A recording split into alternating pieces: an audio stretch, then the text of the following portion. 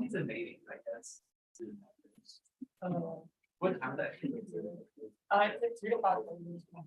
Okay, thank you everyone for joining us today for the University of Texas Energy Symposium for October 17th, 2023.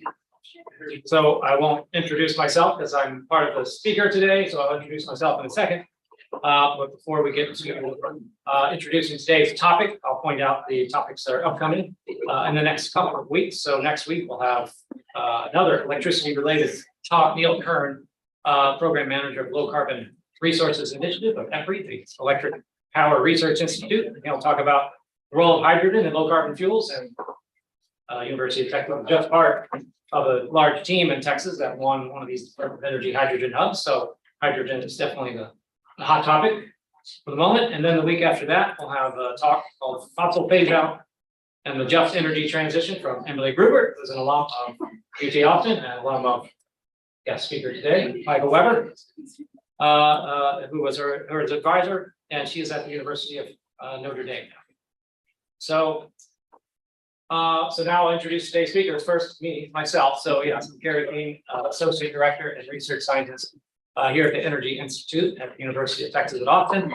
Author of the Economic Superorganism, Beyond the Competing Narratives of Energy Growth and Policy. And my research goals are generally to try to understand the interactions of the economy and the energy system, natural resources more generally. So you might put me in the camp of a biophysical or ecological economist. But my backgrounds are in engineering, so my 2 degrees are bachelor's and PhD from building a couple of buildings over here in mechanical engineering here at UT Austin. So along with me is my colleague, Michael Weber. He will introduce Good to meet you. We're both Texas natives, both longtime Longhorns, both did our undergrad here. We're both here now. So we've made no progress in life, it seems like. So I'm a professor of mechanical engineering, Michael Weber, and I've got a couple other hats I wear. I'm also Chief Technology Officer at Energy Impact Partners, which is a $3 billion clean tech venture fund. And for a few years recently, I was based in Paris, France as a Chief Science and Technology Officer for ENGIE, which is one of the world's largest energy companies. I was started the research today. So I've got like a macro corporate multinational view, a venture investor view, and a professor's view of energy, which will inform this discussion. A fun fact about me and Carrie and I have known each other for a very long time. And Carrie was actually my worst nightmare when I was undergrad. I was a senior and he was a freshman, so I was several years ahead. And he was younger, better looking, and better physical fitness, and a better soccer player. We're on the same soccer team, and smarter. So he's like everything I feared in life, and now here we are, friends and collaborators still to this day. Decades later, I think we must have met in 92 or so. Is that when you started? 93, yes, sir. Yeah, 93. The whippersnapper freshman came along and we recruited him for the soccer team. He was quite good. Yeah. So you're still good at soccer. Yeah. Slow down a little bit. Slow down.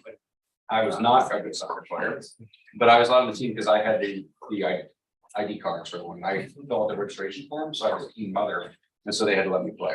Anyway, so we've collaborated directly or indirectly for several decades, either on the soccer pitch or here at UT Energies. Nice to meet all of you. He's very organized, so it's good to have him. I was very organized. He's only more Texan than me by age. Yeah, that's right. Okay, so what are we speaking about today? And what we're going to speak today is about somewhat the history or issues of whether you should or should not the Electric Reliability Council of Texas, better known as mostly the Texas Electric Grid, which serves about 90% of the electric load in Texas. Should it synchronize with the rest of North America effectively, which is to say the Western Interconnect and Eastern Interconnect of the United States and parts of Canada and Mexico. So this has a legacy going back to the beginnings of the electric industry in Texas and in the United States in general, when a group of Texas-based electricity companies did not want to have interstate commerce, when the laws that were getting passed in the United States in the 1970s that would allow federal jurisdiction of regulation of electricity pertain to the role of interstate commerce. And so they thought, well, if we don't have selling electricity across state lines, we don't have interstate commerce, and therefore we keep those feds out of our Texas business, and that's mostly still the case today. But the world changes. I suppose roughly during my lifetime, since that's 74. And the question is, how should we think about this issue of whether ERCOT should interconnect or not? And just to throw up a picture here, this is a caricature cartoon of what the interconnections are. So ERCOT listed here as ERCOT interconnection is not all of Texas, but fully contained within Texas. And that's why we do not have interstate commerce of electricity, at least AC, alternating current electricity, even though there is some electricity that is transferred across state lines from ERCOT, and we'll touch on that as we go. So with that introduction, I'll let we'll make, I don't know, opening remarks. So the goal today is for us to sit here and bring up a topic of why you should or should not. And then, of course, we'd like comments or questions from the audience in the room and online. And to people online, I will be doing my most diligent effort to be part of the conversation and look at your questions online on Zoom and on YouTube. So please share those in the question and answer feature. So with that said, great. So first comment or just idea to have in mind. And by the way, I'm speaking here as a mechanical engineer, I'm not an electrical engineer, so please keep in mind my limitations on that. And we have some research in my group that's relevant to this, but I was performed by Drew Castle, another student of mine, who's presenting on this research right now in Arizona at a conference. So I'm going to represent some of his research and probably make some mistakes. So please forgive me for that. But the idea I have in mind and that I've been vocal about and promoting and speaking about in op-eds and speeches and phone calls for the last few years is the idea that Texas or that ERCOT should connect to the other grids in some form or some way. And this would be good for Texas economically, it'd be good for us environmentally, it'd be good for us from a security and reliability perspective, and that'd be good for our neighbors as well. And the main idea I have in mind is that we already cross state boundaries for other forms of energy. We do it with natural gas, we do it with liquefied natural gas, we do it with crude oil, we do it with refined products like gasoline or jet fuel, and we do it with wood pellets, we do it with uranium waste. Why do we not do it with electrons? Like, why are we willing to deal with federal regulators for some forms of energy, not the others? And the reason why we deal with federal regulators for those forms of energy is because it is lucrative to do so. And so it's onerous to deal with regulators, but we'll deal with the tedium of that if it makes us enough money. The money soothes the pain, so to speak, dealing with regulators. But I think that similar analogy would work for electricity, that if we cross state lines of electricity, it would be a pain in the neck, but we'd make a lot of money. We get a lot of benefits, so it's probably worth considering. So that's kind of the idea that I yelled about from the rooftops and talking politely with you about today. right. So our goal, or it's my goal today, a Steelman Discussion was the title of the session, which is the opposite of the straw man. So what's the best argument you can make that supports, well, that discussion you can have that supports either argument, whether you agree or disagree with the argument. So that's kind of our approach. He's stated some things he's discussed already publicly. I don't really have any public statements on this, so I'm. Well, you my as of today, you will. Well, my statements, Yeah. yeah, as a disclaimer, my statements are as an academic discussant and being a pain and Academic agitator. as required, whether I believe it or not. So so let's think about the selling of electricity, energy resources in general across state lines. What would be, I'm trying to think of the cases that would be different. One is it somewhat obvious that more oil and gas have been extracted than can be consumed within the state of Texas, and therefore there's tremendous much more pressure to sell it across state lines or at least international. We have a surplus. Yeah. Okay. No. So that's, would that hold for the same argument? If we have a surplus of electricity, or even if we don't have a surplus of electricity, that's one point. You got a second point, which is we tax oil and gas when it comes out of the ground and then sell it. But currently, would we need to tax, or should Texas tax electricity generated at ERCOT that goes to another state? That would be somewhat of an equivalent idea. Even Wyoming, I think, taxes wind power because they see it as a resource, and they need revenues, and their alternative, if you don't tax the resource, is tax the public or income tax, or sales tax, or something like this. So you tax it. I think so. Both are great questions. I think the points. So the surplus point. Let's start with that because we export gas because we have a surplus, and we export refined products because we have a surplus. We export oil. We don't necessarily have a surplus oil though. It's more of a form of oil. We're actually importing oil into Texas right now and exporting because the way the refineries are set up, the light sweet crude is better to sell to other people. We import heavy sour crude or whatever. So we do export oil despite not having a surplus. Most of it's surplus driven. And if we look at electricity, we have a lot of surplus a lot of the year, not all of the year. And we have a deficit perhaps at times of the year. We certainly did during the winter storm in February 2021 and maybe during the winter storm a year ago. And so I'd say it's good to have import export capability if you have a surplus or a deficit. And we do both with oil, and we have surplus for gas, and we have surplus and deficit for electricity, depending on the time of year or something, that kind of thing. And so the conditions sometimes exist to meet that criterion. It's a reasonable one. You didn't quite say this, but if you don't have a surplus and you're exporting anyway, that still happens, but it tends to drive up your prices. It means you have a higher paying customer somewhere else. And so one of the concerns, which you might get to later, is maybe we don't want to connect our grid because we got cheap prices. If we connect to the grid, we can sell that power for more money to California or someone, and that would drive up prices for consumers, only make money for landowners.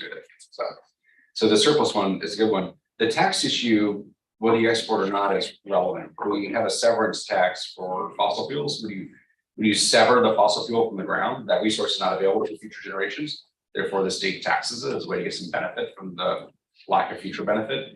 But when you sever wind or sun, the expectation is it comes back again later that day or later the next day or something like that. So we don't have those taxes. Doesn't mean we shouldn't. And actually, I'm not afraid of taxes. So like, yeah, you can tax wind and solar. That sounds fine. We do tax their asset, the real assets. So there's a property tax on wind and solar, but not like a generation tax or export tax. But I'm okay with that. Yeah, would you be able to make a distinction between wind and solar electricity versus electricity? ERCOT just going to be connected, so Yeah. whatever's pumping out. I guess you know the total flow. You might know which revenue's flowing, the total amount. You wouldn't be able to see which whether it was coal electrons or wind electrons, but we could have a toll way where we charge tax back and forth. That sounds expensive, but that could be Yeah, done. see if we get retaliation from the other. Exactly. We states that we're in. start a trade war with Oklahoma or something like that. Yeah, well, that might, I don't know, some people might. Yeah. Let me point out something that I think you kind of say we, it's the word we, so we. there's one- Texas. Yeah, so we, Texas, I'll take me, Kerry Kings, it's a true statement coming out here. I do not own oil and gas royalties. So if Texas, And neither do I. I somewhat maybe benefit from the fact that we're taxing oil and gas than I don't know if my property taxes are less, because that's kind of a local issue, but perhaps other state taxes or sales taxes are less because of that. So I may indirectly benefit that. So me as part of we, the Texans, might benefit from that in the same way. Or would it be No, the same for electricity? Or There's like or- 5 different we's in Texas. So I was being sloppy. I think it's a good point. So you have very high property taxes in Texas, but you have no income tax. So maybe that kind of carries on. The high oil and gas taxes, well, the high revenues from oil and gas taxes lets us run the state without income tax. We have very high taxes. So I'd be sloppy. There's the landowners. There's the energy producers, which could be oil and gas producers or wind and solar producers. We the consumers, we the ratepayers, and we the taxpayers. And we're not all aligned on this. So there are Did you have we, different positions. We the landowners of power projects? Yeah, And transmission lines? Let's just- Yeah, so I was thinking landowners, because landowners can make money from their land in a variety of ways, but the landowners might not have the exact same view as the consumers on this. And the producers of energy might or might not. So the alignment is perfect for all those different constituencies in Texas. And that's part of the issue. So let me give an example. If we don't connect ERCOT to the other grids, at some point we saturate the market. Like at some point we don't need to build more wind and solar or whatever, because there's not enough demand within Texas. Therefore, opening up the markets would let us build more wind and solar or whatever project you want, because we have more places to sell it. So that's exciting for the landowners. That would make more money for the landowners. That's probably good for us, the taxpayers, because that means there's more tax revenue for the states when our taxes low. So that's probably good as well. It's probably good for the laborers and other people who might benefit from projects. It might not be good for the consumers, because if they can sell wind to me for 2 cents in Austin or 8 cents in California, probably the wind product would rather sell for 8 cents in California. And by the way, Californians happily pay that because it's sold cheaper than whatever they're paying for gas or something out there. So we consumers might not benefit sometimes from the exports, but there's other constituencies who might. I've got some long-term view on it, but so I said we, but really it was like several very distinct stakeholder groups in Texas on this. I mean, yes, how many we's are there? Yeah. Okay, since you're on the selling to California, or at least going out west, part of the pure economic cost of synchronization would be investing in transmission of some sufficient capacity to make it worthwhile. And actually, just for interest, I'll show people some story here. So SPP is something that came up somewhat recently.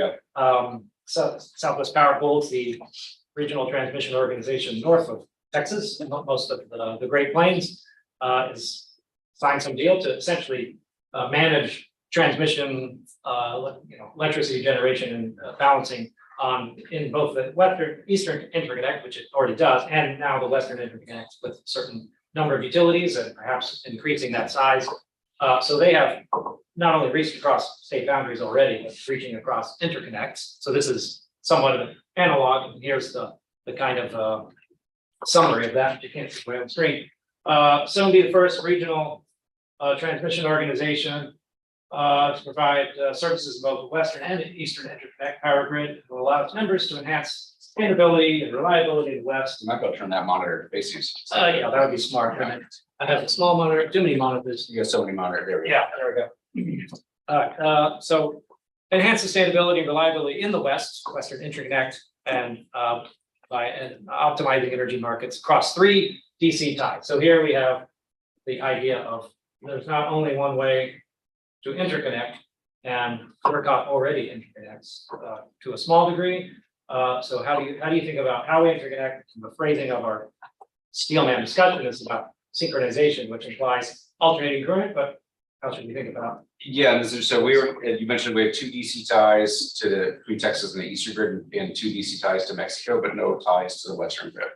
And these DC ties in total, I can't remember, like 800 megawatts or something out of our 80 plus gigawatts of total peak demand. So it is 1% or so peak demand can be moved across state boundaries with DC ties. And DC is a lot easier to do in terms of the technical simplicity, because you don't have to synchronize the phase of the current, all that kind of stuff.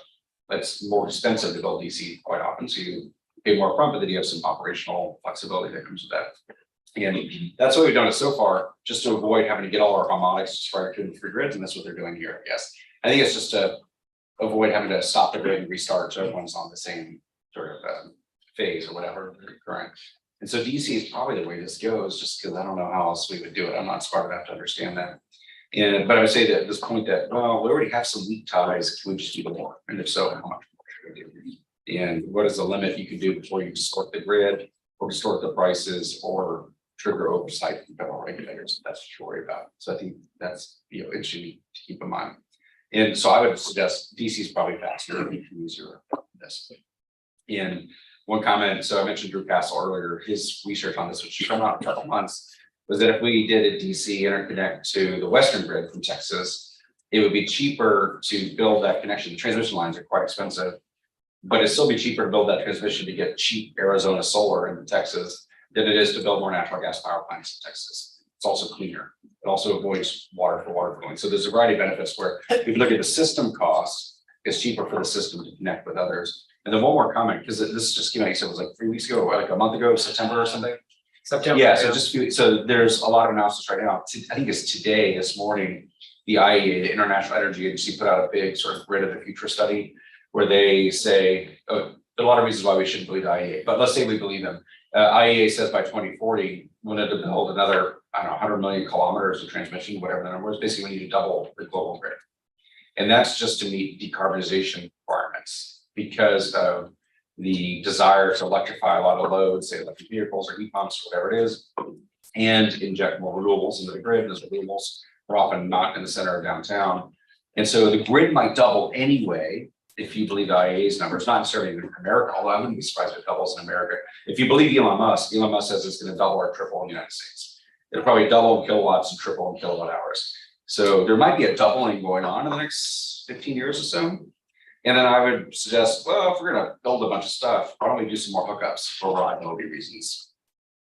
Right. So, all right, let's just get out the state, make sure we're clear on this argument. If low carbon transition probably needs at least a doubling or something like a doubling of the electric grid. So if we're in Texas, well, we'll come to this, or ERCOT will come to it. Is the doubling within ERCOT itself, or is the doubling connecting ERCOT to other places? But I guess it's up to us, right? Yeah. We'll decide. So up to us texting me. well, let me come back to that, but then come to something you said in the middle. there, which is earlier, the argument was, well, we can sell electricity that's cheaper in other places. It'll raise the price for us if that's the case, if that's kind of how the electric markets work. You're saying, well, we could buy, or we Texans, in this case, ERCOT, to purchase electricity from Arizona. We can compete with the Californians. Yeah. Or, Yeah, so it's a great point. So we can probably, if we're connected, we would sell sometimes and buy sometimes. And I think we would mostly sell, but sometimes buy. And I think we'd mostly sell because it's still cheaper to build in Texas than it is in California, mostly because our land is flat in California, our land is mountainous. There's also regulatory reasons why it's easier in Texas. And I think we could build more easily in Texas, even than Oklahoma or the Dakotas or other places. So I think it's just easier to get stuff built here, and that cheaper electricity would be good for us and good for our neighbors. But if we're trying to buy solar from Arizona, will we be competing with California for solar from Arizona? Probably not, because the one thing California has plenty of is solar power. And the way the peak times work with the solar lag between peak solar is around 1 p.m., but peak thermal load is like 4 p.m. or 5 p.m. The way that shifts, Houston's peak demand aligns very well with peak solar radiation in Arizona. Not quite, but pretty close. That peak solar in Arizona does not align with peak demand in California. California peak demand or peak problems in the evening is like when it's solar in Hawaii or something like that. So I don't think we'll compete with California for Arizona solar too much, but we might compete with other states who might want it. So there might be Oklahoma or the mid-continent, other places might want it, but they have such cheap wind, I'm not sure they're gonna want it. And they don't have the growing demand the way we do, because Kansas doesn't have the population growth that we have. But this is a fair concern. Just because we see cheap electrons out there, we want them, doesn't mean we're the only ones. Like other people might want them as well. Especially if you think like electricity intensive industry, data centers and others might move to Arizona to get the cheap electricity. So we might compete with some local customers. So this is part of the analysis. Like we can't assume we're the only ones that want it. You and I used to talk about this a decade ago with water. There are all these rivers in Texas. And if you talk to a city, what's your emergency water plan? They're like, oh, we'll just go take water from that river. But the other 10 cities on the river have the same plan. And so you're competing for that water along the same river. The same might happen with Arizona solar. So yeah, let's go to this, something you kind of mentioned, the business standpoint or the population, and we don't expect Kansas to become populated as Texas anytime soon, perhaps. California is obviously highly populated. If you're a Texan that's might use a phrase like Texans is open for business kind of thing, and this is a great place to do business. Is part of that doing business the fact that we don't sell our electricity to anybody else, and we're going to invest in the Texas grid to enhance Texas-based businesses as opposed to Kansas state? The fact that we could expand our grid's capacity so quickly has been a business selling point for Texas for quite some time, especially the last 20 years, or maybe 24 years since deregulation happened in Texas. And so it's attracted a lot of electricity intensive businesses, things like filmmaking, music, tech, like semiconductor fabrication, as well as data centers, this kind of thing. However, since the winter storm in February 2021, it has become a disbenefit. And I know this because Facebook and Amazon and Microsoft, the big data center operators, come to us and fund us to do research on how to connect Texas to the rest of the nation, because I think it's a major reliability problem. And if you have a data center and you go an hour without power, that's devastating. So I'm trying to think like the value of electricity. The value of electricity is highest for like a semiconductor manufacturer. They can take a megawatt hour, which costs them $20 or $40, whatever it is, and turn it into $100,000 worth of semiconductor. It's like that's really good return on investment. Data centers aren't quite that high, but they're pretty high. So they can make thousands of dollars per megawatt hour if they buy the megawatt hour for tens of dollars. And so being down for a few hours is a lot of money they're losing on data services not available or chips you can't manufacture and that kind of thing. And so for really high value electricity consumers, they're really interested in reliability. So it's starting to become a disbenefit, and they're starting to build in other places closer to hydro, the Pacific Northwest, or closer to a larger grid elsewhere. However, the labor workforce is still pretty cheap in Texas. And so they'd like to be in Texas for other reasons, but the electric reliability problems are starting to be a red flag for them. And so they'd like to have both. They'll have cheap labor and cheap electricity and reliable electricity. And they think interconnection might be the way to do that. So you mentioned something in there in terms of speed or implying it's faster to build transmission in ERCOT or within Texas. And so this would maybe potentially the Steelman point against synchronization. If we want to make the grid more resilient and we want to interconnect, which is renewables, for example, in the west to the rest of the state, it can go faster if we don't synchronize, because the only constituents are the consumers of Texas. Yeah, And fewer. you don't cross the state boundary, Yeah. you don't have to deal with other states, so is this one of the strongest reasons to Yeah. continue to not I synchronize think it? one of the most important reasons to stay isolated is because of our regulatory simplicity. It's like the Public Utility Commission, ERCOT, maybe TCQ, or there's just fewer entities we cross state line. Those states have the same entities, then you talk about just more slides. So if we stay within the states, a lot easier. However, you could stay within the state and connect east and west because the east and west grids come into Texas. So you still might be able to do this without crossing state lines. In fact, the early proposals are connecting like ERCOT to El Paso, but not to New Mexico, or to connect to Northeast Texas, but not quite Louisiana or Arkansas. So that, but this is a huge kind of, the value of ERCOT being isolated is we have fewer people to ask permission for anything, like just streamlines life, it goes faster. And if you're looking how to do interconnection quickly, ERCOT's the example. Now we're running out of space, physical space for some of that. We still need to add some lines internally.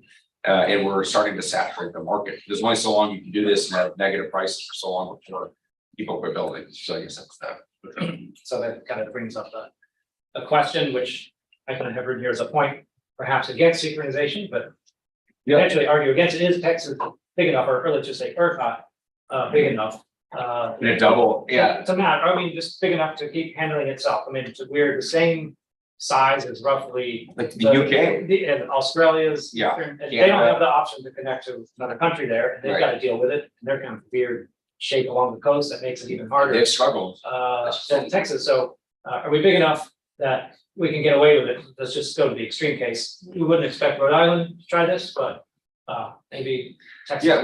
Yeah, I don't think so to back up, even though I think we should connect, we don't have to. Like, I don't think we need it to happen, and we haven't needed it for decades. I just think it'd be in our best interest to do it. And if there's a need to double the grid, can we double ERCOT within Texas? Probably, I mean, I guess so. Who's got the most ornery landowners that can handle infrastructure or benefit from the infrastructure, or like the benefit? Though we say we believe in landowners' rights, Texas is not afraid to use eminent domain and does it a lot, especially for gas pipeline companies. I don't. We'll see how that goes, but if you look at ERCOT alone, our peak demand went up 10.5 gigawatts in 14 months. So just from June 22 to August 23, our peak demand went from 74.9 to 85.5 gigawatts. That 10.5 gigawatts in 1 year is just a stunningly large number. That's like bananas, right?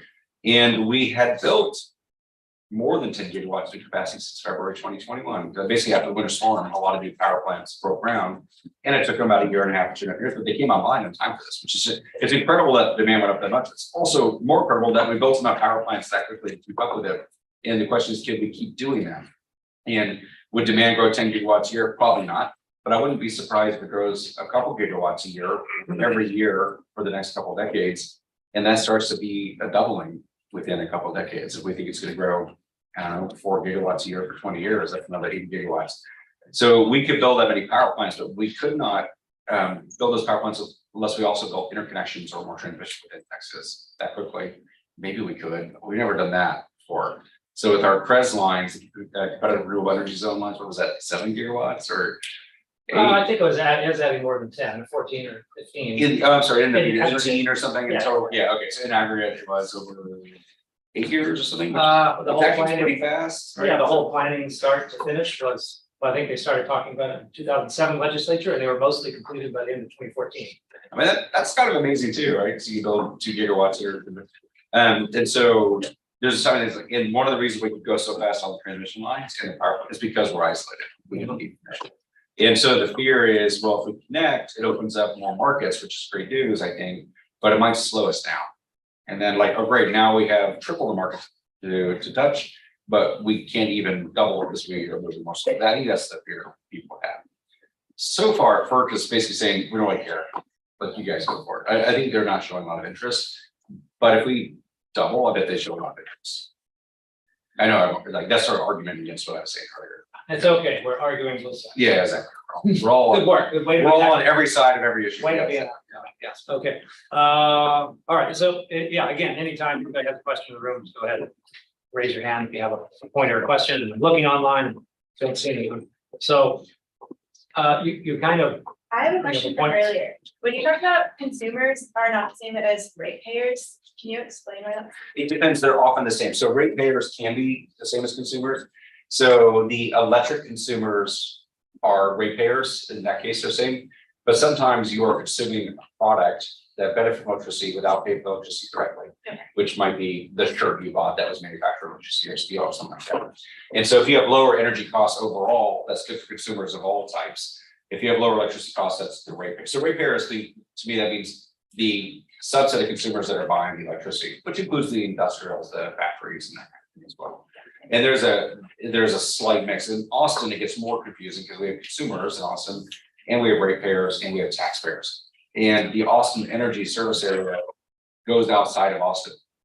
So you have ratepayers that buy electricity from Austin Energy who are not taxpayers. So you have like different forms of these different consumer groups essentially and how we pay. And in the United States, we tend to default to tax policy to do almost all our heavy lifting.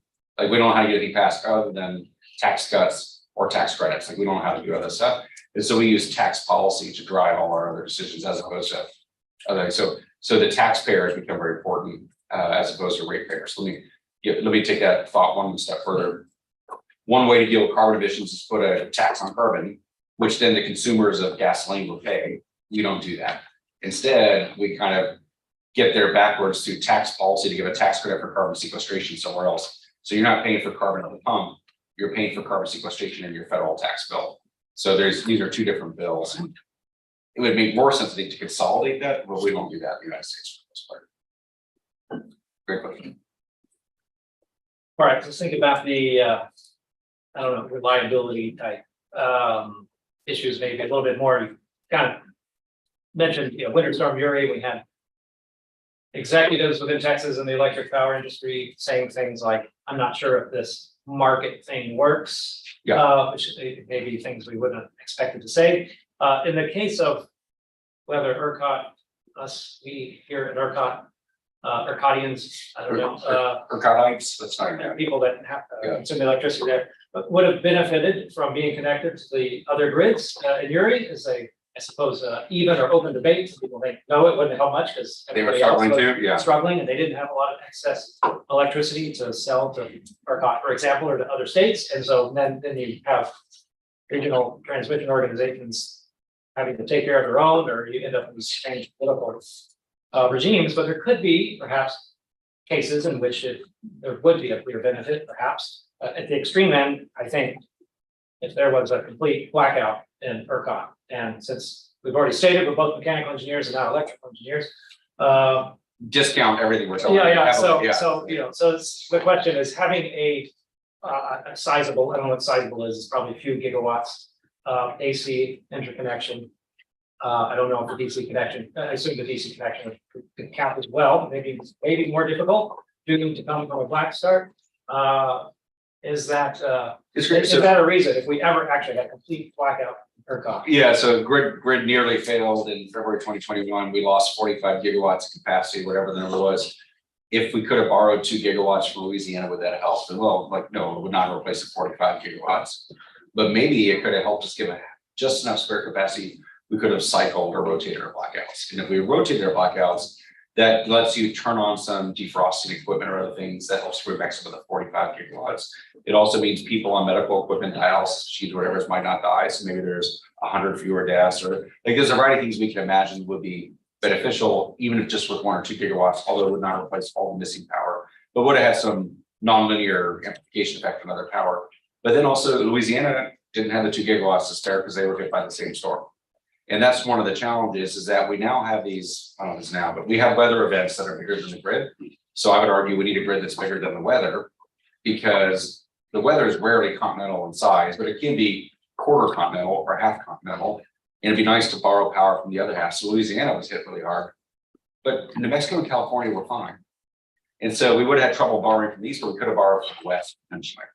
And maybe just enough to keep things rotating, keep the hospitals and emergency responses sort of going.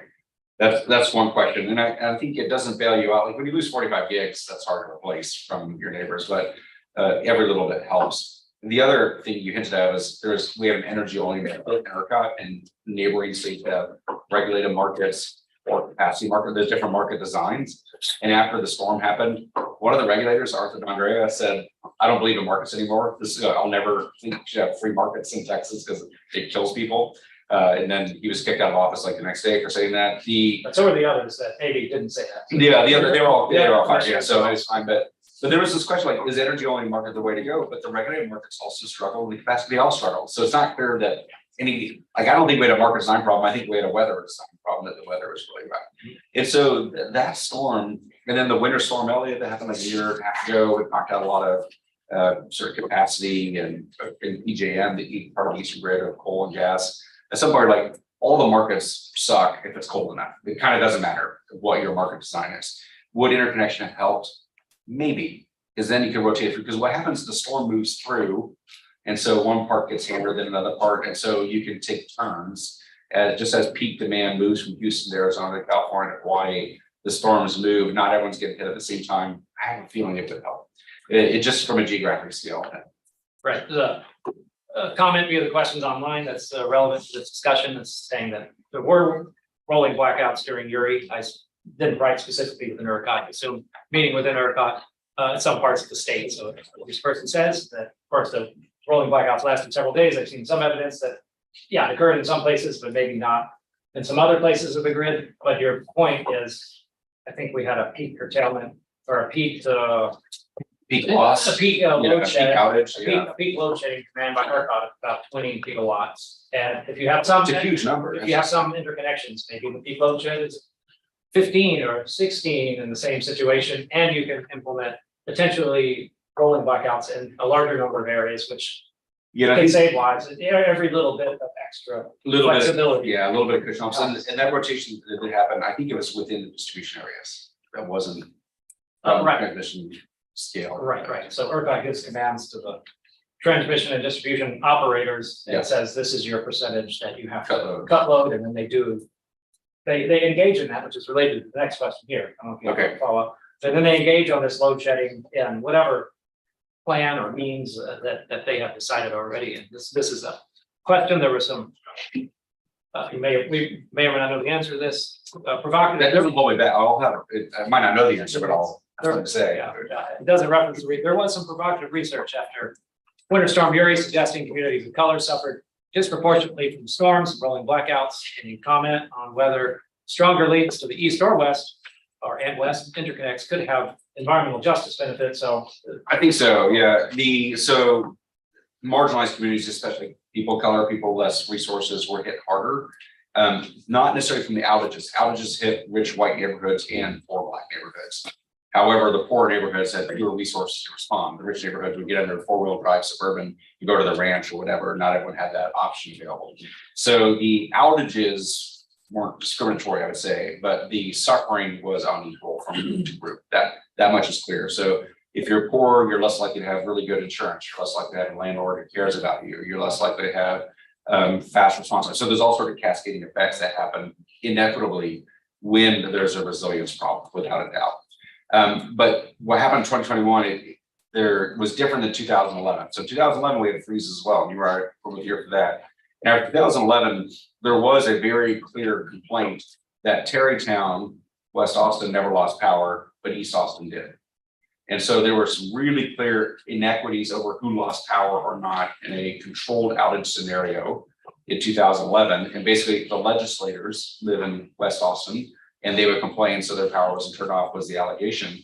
2021 was not like that, meaning we all suffered the outage, but how badly we suffered it could respond varied based on how empowered you were, your kind of money, what kind of representation you have, that kind of thing. And so generally speaking, improved reliability and resilience has benefits for everybody, but minimizes the the inequitable disbenefits.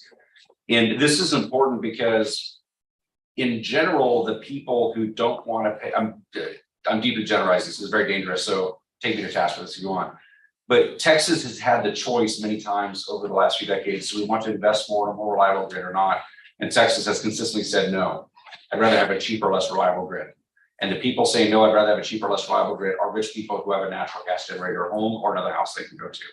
And so rich, empowered people consistently vote not to pay more for resilience collectively, because they have already paid more for resilience on their own. And so this is where the inequity show, like if we all invest in a more reliable grid that has equity benefits, but not everyone wants that or thinks it is already paid for it. Though at extreme level, this shows up with the large industrials. The large industrials do not want to pay for a more resilient grid because they've already paid for backup power systems and their private use networks, or the combined heat and power refineries, that kind of thing. So Dow Chemical, the big industrials are the ones who have not wanted capacity markets or reliable grids because they've already paid for reliability. Now the data center folks are asking for more reliability, but they've also invested aggressively in their own backup power. So this is kind of getting out, like, there were different equity issues in 2021 and 2011. And it was different in 2011. Who got turned off was different. In 2021, everyone got turned off, but who could bounce back was different for sure. And I think generally speaking, if we all invest in more reliable grid, that kind of levels out these inequities more consistently, which is more like the European grids are far more reliable than American grids. Europeans like, we'll just regulate them more and we'll just pay for more reliable grid. And they're like, what's wrong with you Americans? Like, they can't understand why we have such a flimsy grid. But but they spread the costs across everyone. That's just kind of their deal. Right, so I think after Uri, I could find a 2011 map of the distribution circuits within Austin Energy that were shut off in 2011. There is no such map. 2021, Yeah, utilities and yeah. Regulators learned their lesson not to Yeah. publish that information. There was, but even during the storm, the Capitol's lights were on, right? Yeah. They were like, you Well, need downtown lights, was- downtown was on. Pictures. And they're like, well, that circuit's hard to turn off. That's where the firefighters and hospitals are. Okay, maybe that's also where a lot of rich people live. And this kind of things. But even if you, let's just take single family home owners versus people who live in multifamily units, yeah, maybe you have a gas grill, maybe you have something else, cook, you should do some basic Yeah. stuff, even if you don't have electric power. And maybe there's some other flexibility, but I don't know if you have any stats, I don't, but there's evidence that, yes, a decent number of people invested in backup generators for the home, whether it's natural gas or Totally, diesel or propane, whatever it is, We can't go. or more solar. and stuff. Looking at Andrew's question, but quick comment. So after 2011, the freeze was scary. We only lost a few gigawatts then. We had rotating outages. It was like 24 hours. It wasn't 5 days. So much easier in 2011, but still it was expensive and scary because we thought the grid shouldn't be so flimsy. And so people like me said, well, I will invest in reliability. And I did like multiple things. I did everything wrong on reliability.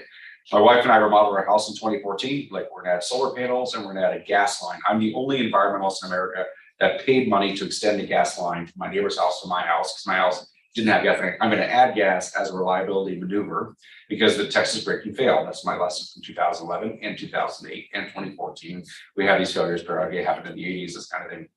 And then this is very embarrassing as an engineer that I think it through, because the solar panels don't work if you don't have a battery. When the grid goes down, you need an islanding switch to battery, because if your panels are on, it energizes the lines and it kills the line workers. So you have to have an islanding switch to battery.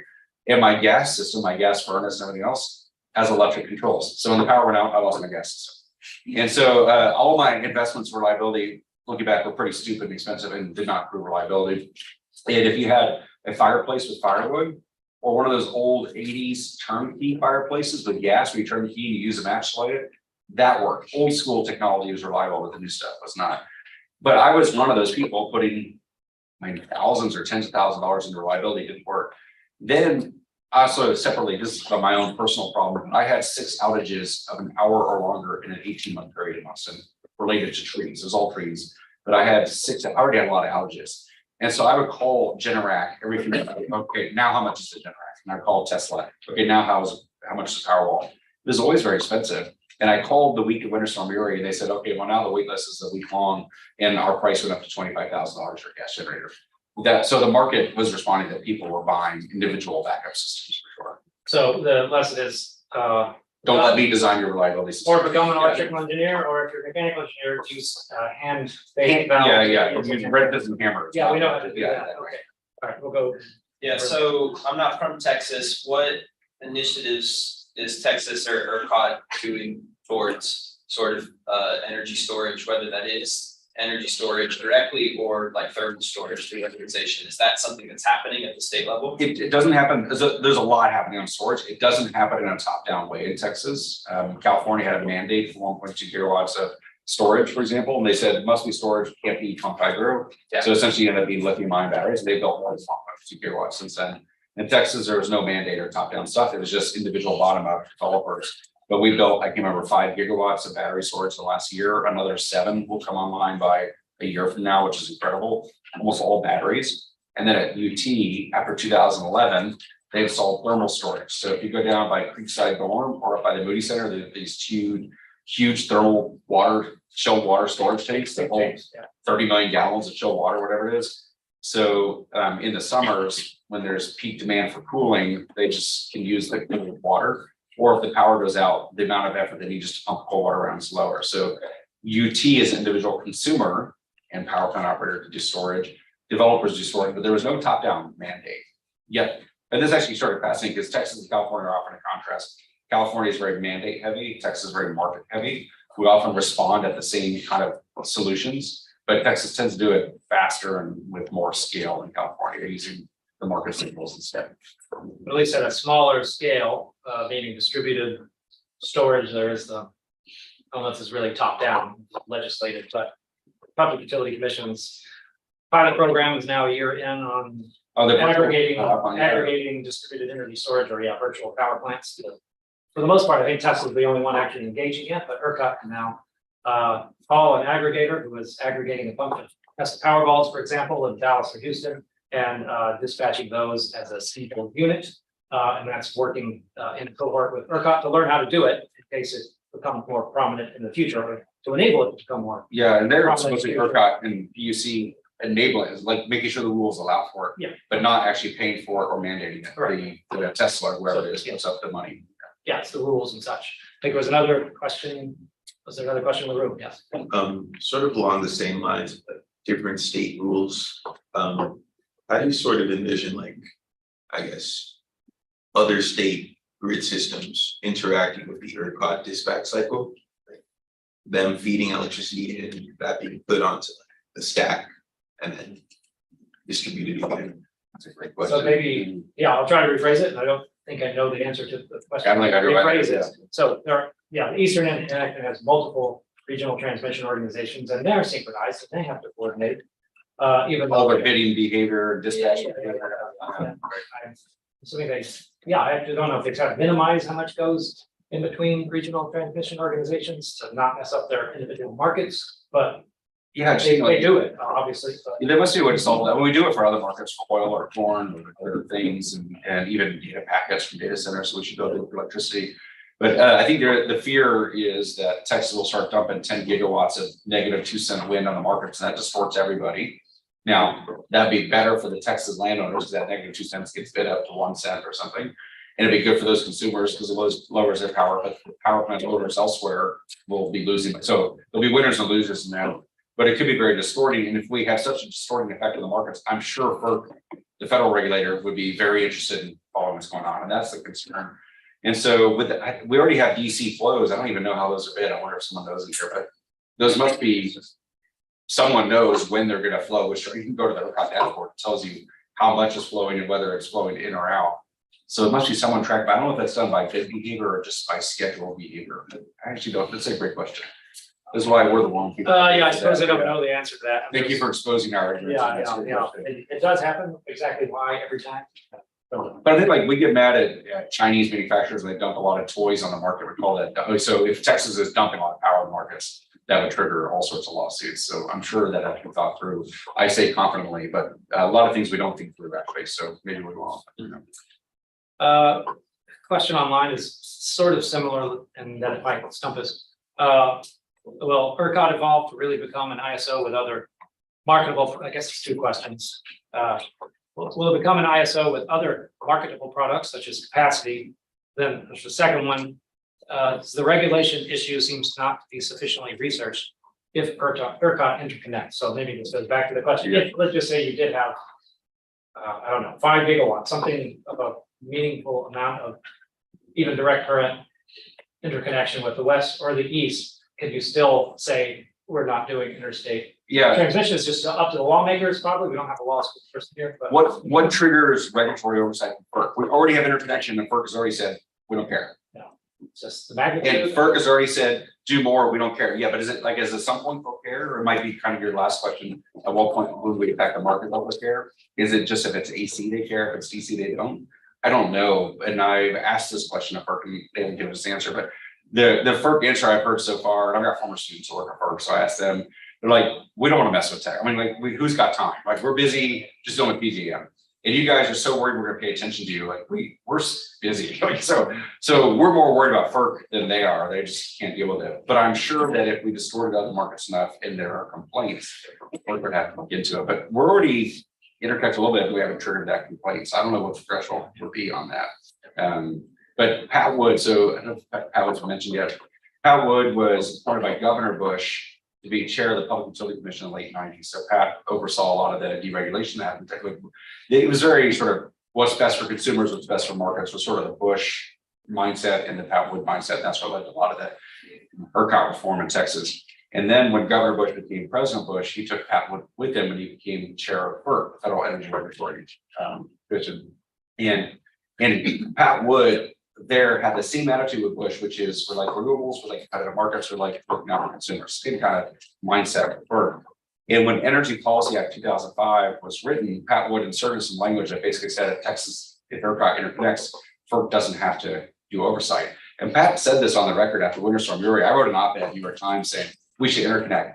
And Pat Wood wrote an op-ed basically saying, and we can do it without FERC oversight. I know because I wrote the language in the Energy Policy Act that President Bush signed that allowed for it. So Pat Wood would know how to do this. Yeah. He's the guy we should talk to. He would know. Next semester, for those of you who are around, we'll have a chief engineer of NERC, North American Electric Liability Corporation, or VP of Engineering, and he might.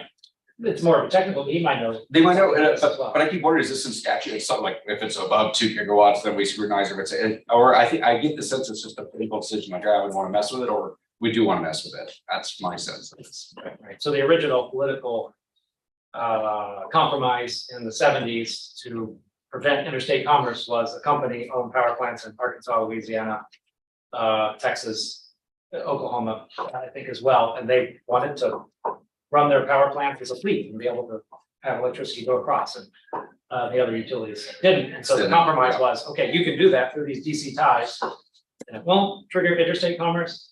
So everybody kind of got what they wanted. Is that a one-off compromise, Yeah, or is that the new standard? To do that. So maybe the rules aren't set. So from the outside, should FERC worry more about Texas, maybe from a blackout standpoint. So a year ago, or 2 years ago, when the natural, or is it oil pipeline was hacked, or was it a gas pipeline? Colonial Express, Colonial, FERC will definitely pay attention to that. And so, do you need pumps in ERCOT to operate to pump gas and oil out of Texas? And if ERCOT's in a blackout, then you can't do it. If ERCOT's in a blackout, Atlanta doesn't get jet fuel, and then like the second largest airport in America shuts down. Yeah, that happened after like Hurricane Ike, I think, like gasoline and jet fuel could make it to Atlanta. This is sort of the question, and some of it might be just up to FERC to decide when they pursue it or not, kind of thing. They certainly have oversight of interstate pipelines, though, like that is clear. But because that pipeline, you said, might be at one end pushed by an electric pump or compressor within ERCOT, does that mean they have a right to go that far upstream? I don't know. I mean, I guess that's one reason Texas.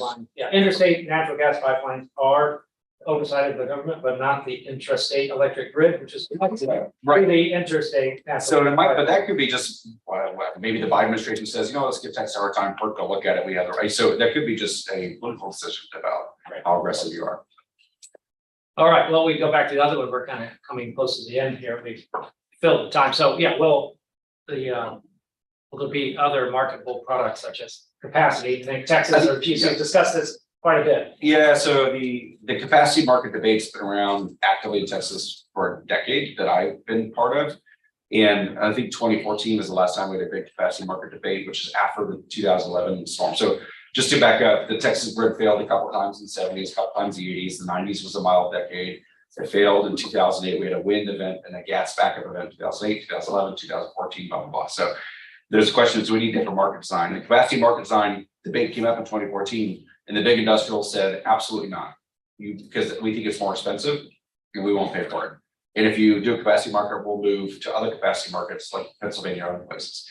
But it keeps coming up because people think that it will make the grid more reliable. Although what we're learning with PGM and elsewhere, it actually doesn't make the grid more reliable, those grids can fail, but it does simplify who you blame, which is valuable.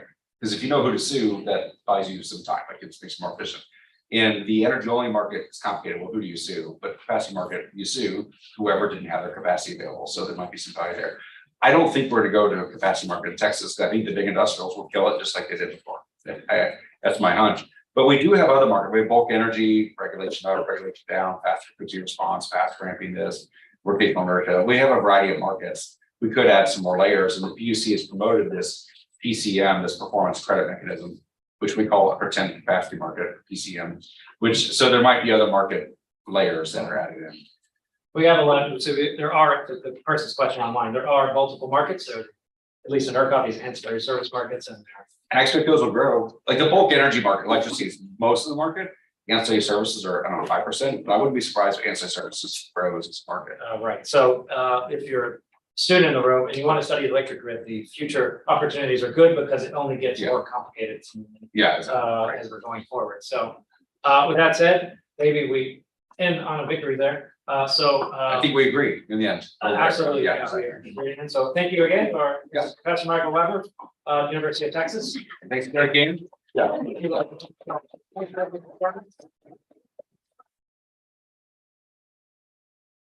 And Emily Gruber, it's great. So I'm glad she's coming in.